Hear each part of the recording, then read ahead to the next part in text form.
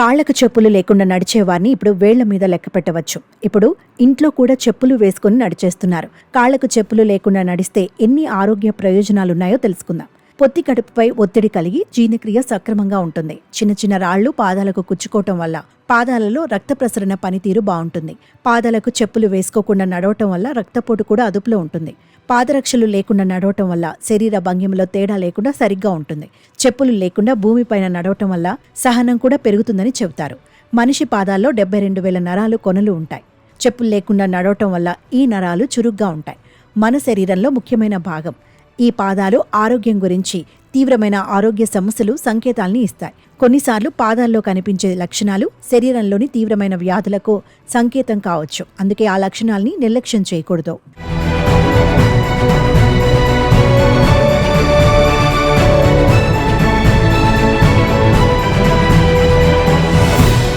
మన పాదాల్లో 72,000 నరాల కొనలు ఉంటాయి. ఎక్కువసేపు షూ వాడటం వల్ల సున్నితమైన ఈ నరాలు మందగిస్తాయి. రోజంతా బూట్లు వేసుకుని ఉండటం శరీరంలోని సహజ బయోమెకానిక్స్కు వ్యతిరేకంగా పనిచేస్తుంది. బాడీ మొత్తంలో ఉండే ఎముకల్లో 25% పాదాలతో సంబంధాన్ని కలిగి ఉంటాయి.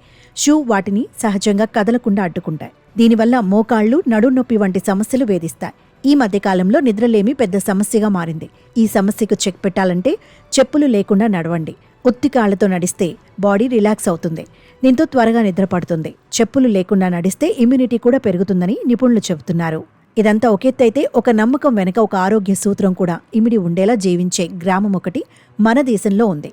వినడానికి విచిత్రంగా ఉన్న చెప్పులు ధరించకుండా తిరిగే ఏకైక గ్రామం ఇక్కడే ఉంది. మన దేశంలో ఒకే ఒక్క గ్రామంలో మాత్రం ఎవరూ చెప్పులు వేసుకోరు. అలా కాదని ఊర్లో ఎవరైనా చెప్పులు వేసుకుని తిరిగితే వారు దారుణంగా శిక్షింపబడతారు.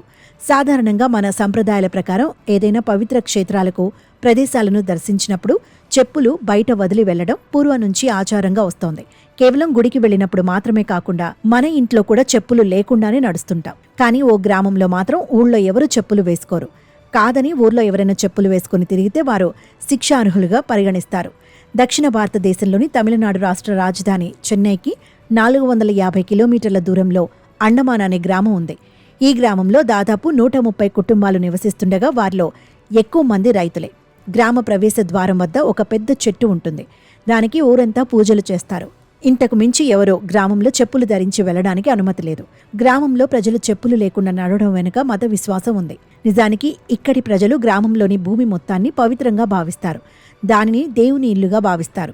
రోడ్డుపై ఎంత ఆర్భాటం చేసినా చెప్పులు లేకుండా నడవడానికి ఇదే కారణం. చెప్పులు వేసుకుని రోడ్డుపై నడిస్తే దేవుడికి కోపం వస్తుందని గ్రామస్తులు అంటున్నారు. ఇలాంటి గ్రామం ప్రపంచంలో ఇది ఒక్కటే.